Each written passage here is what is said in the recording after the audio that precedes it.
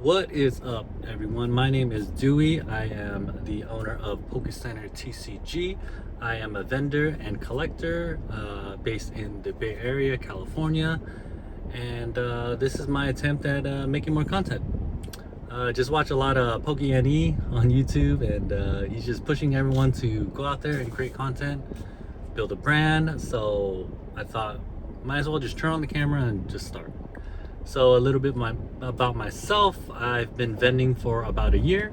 I started last year in July 2025, and I decided to vend 1 month before that. One of my friends had this goal of trying to vend and create content, but I ended up just taking that goal and running with it. So a month before my first show, June 2025, I basically just looked at what I had. I used my personal collection and about 2K of cash. So in total, I had about a 5K slab and sealed collection and about 2K in cash. So about 7,000 is what I started with. I started vending though the weekend after July 4th. My first show was in Monterey, California. I went there with my friend Emerson. He wanted to try it too, so we just booked a table. We just booked 2 tables and just went and just tried it out. And yeah, just been trying to do it ever since. Every weekend, every time my wife doesn't have, actually every time my wife works on the weekend, then I go vend. Every time she doesn't, then I try to stay home. So that's basically what I've been doing for the past year. So this year I've been doing a lot more vending than I did last year. I've done probably around 25 shows this year already, and my sales are around $209,000, which is a lot. Last year I think I had like 30K in sales, and that was half of the year, July to December. So I thought that was a lot, but this year I think with the market where it is, it's just booming, and I've just been doing a lot of shows. I've been grinding, been flipping a lot of things back and forth, and I was thinking today, and I was reflecting what my goal was. So for the past year, I've just been trying out vending, trying out, see if I like it. I do really like it. You get the opportunity to see all these cards you would never see, a chance for me to improve my personal collection as well, and just make money on the side to see if I can actually build a business.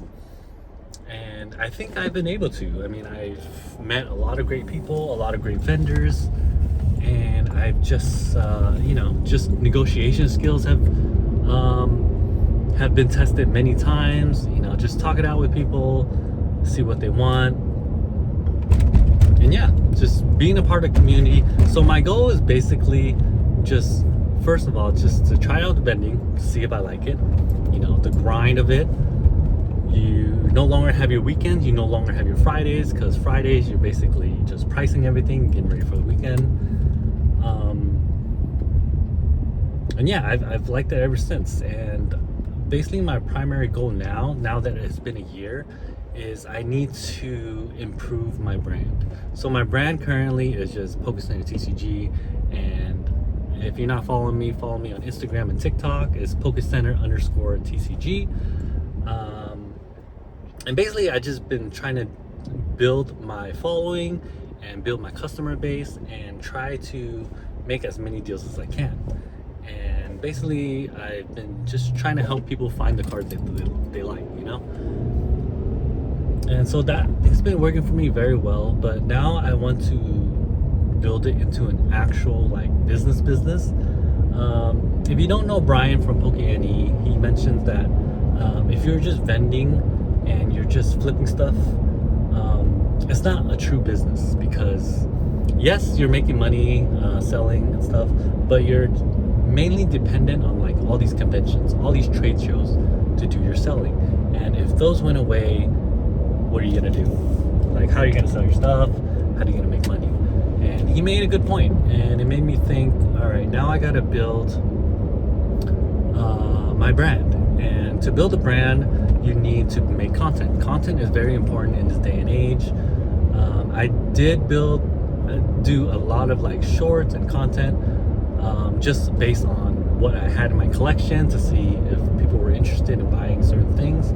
So I've done that kind of content, but in order to make more meaningful content, I need to provide more value. So I thought I would create this type of content in where I'm just talking out with you guys, telling you about my experience, and see if what I say is helping you guys out in any way. I'll probably make more videos about vending, just like how I started, and just basically how I built. So I mentioned earlier that I started with about 7,000, 2,000 in cash and about 5,000 in inventory, slabs. I barely had any singles and some booster boxes that I had, some high value booster boxes that I had. And now, starting from 7,000, I built it all the way up to, I think it's around 70,000 right now, which I think is pretty good. I was able to 10x in a matter of 1 year, and I made a lot of connections along the way and learned a lot about the market, what cards are great, what cards are hot, what cards to stay away from. And I've been through the entire cycle of Pokemon. If you watch a lot of like Pokemon content, you know that the Pokemon market goes into all these cycles. Last year when I started in July, it was pretty good still. From July to August, I think I vended like every other weekend maybe. September, it was good. October, it was okay. In November, it was a pretty tough market, I'm not gonna lie. There was like a huge decline, and it went all the way into the end of December. And I think the reason is like when it's going into the holidays, I think a lot of people are like selling their stuff as much as possible so they can get more money for either get more presents for the holidays, things like that. But when January rolled around, I had 3 shows in January, and they were some of my best shows. January, I think it was the start of another bull market, and that lasted for maybe a month. And then I took February off. February was, well, after speaking to a few vendors, it was a very slow month. It was like prices were declining and whatnot. And luckily I took that month off because I didn't come back till like maybe the end of March, and that's when the market started picking back up. So I took the time off at a good time. And also, one advice is vending every weekend isn't always the most beneficial. Like, you have to pick and choose like which weekends and which shows you want to do, because some shows are way better than others. And if you sign up for the wrong show, you're just gonna be wasting 8 hours out of your day just standing there, like making a few sales. And also, the show organizers are very important too, because the show organizers, it depends on how much they advertise the show. Some show organizers don't even advertise, and that's terrible. They rely on the vendors to advertise to their followers, and hopefully their followers come. And I've been to a lot of shows where it's been very slow. I maybe made like 1,000 in sales for like the whole weekend, which is not great at all.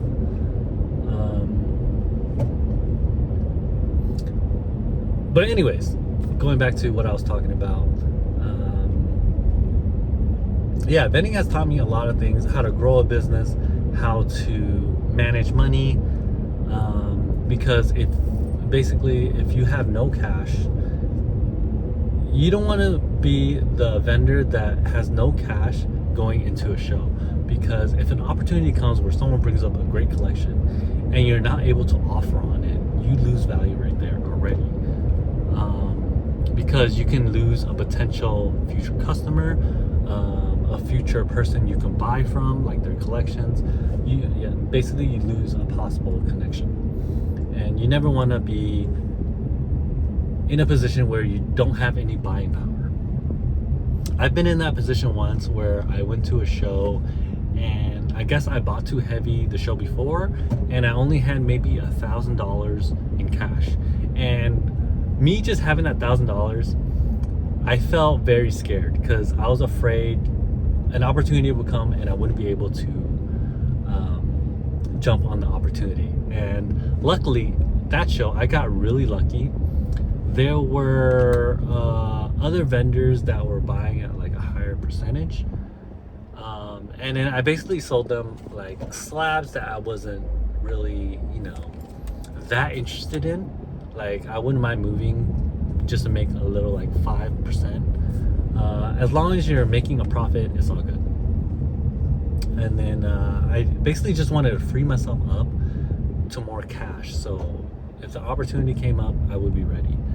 And luckily for that show, I was able to do a little extra work during the show, moving slabs on the side while also making, good trades with customers. A lot of customers liked the stuff I had. They want to trade into them with stuff they had, so it's less cash their way. So it was great. So I grew my collection that way, my inventory collection that way, and then I also became a little more liquid by moving slabs that I didn't think would move. So these are slabs I had for like maybe 3 or 4 shows that didn't really increase value at all, and were just, what we say in the card industry as, bricks. They just don't move. So I learned many lessons, basically what cards are bricks and what cards I should keep that are very liquid. So I always keep a mental note of this stuff, because when you're vending, it's all about reps. The more deals you do, the more you understand what the market is, the more people you talk to, the more you learn what people want, what people are looking for. So if that opportunity comes up, you can grab it. And people think, vending is just all about sitting there, selling and making money. No, there's like so many aspects to it. Anyone can sell anything. You can sell Pokemon very easily. The hardest part about vending is not selling, it's buying.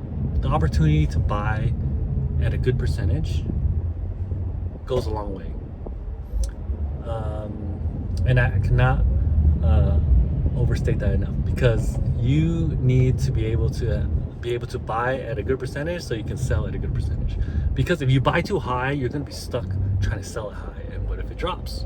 Then you'll be stuck even more, and you'll get into the territory where you might have to sell for a loss.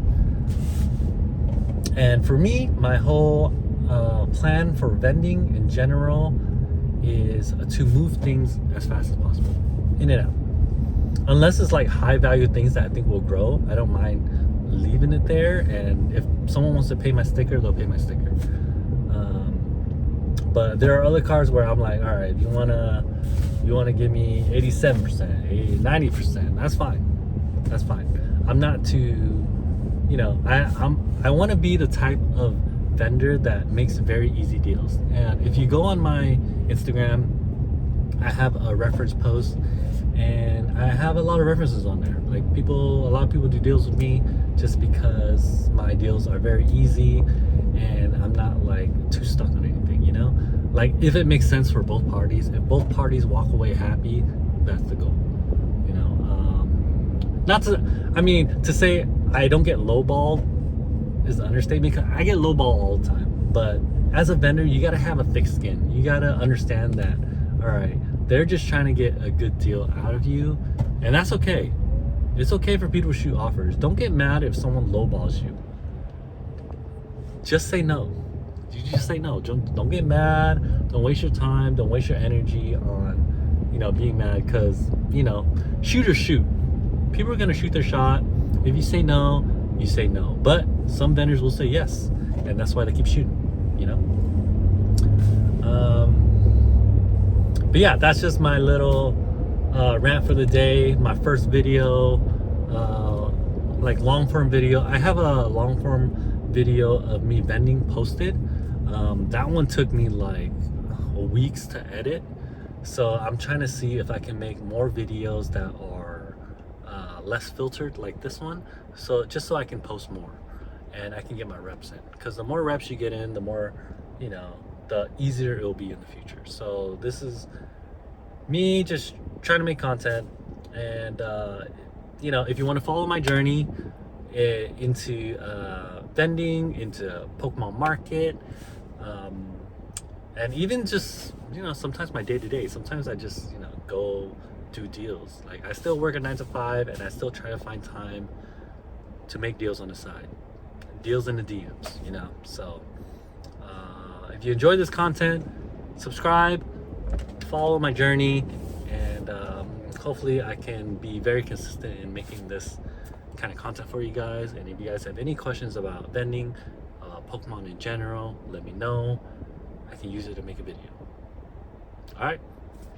Well, happy Tuesday. It's Tuesday right now. So happy Tuesday. I'm gonna upload this after I finish. And everyone, have a great day. See you. Peace.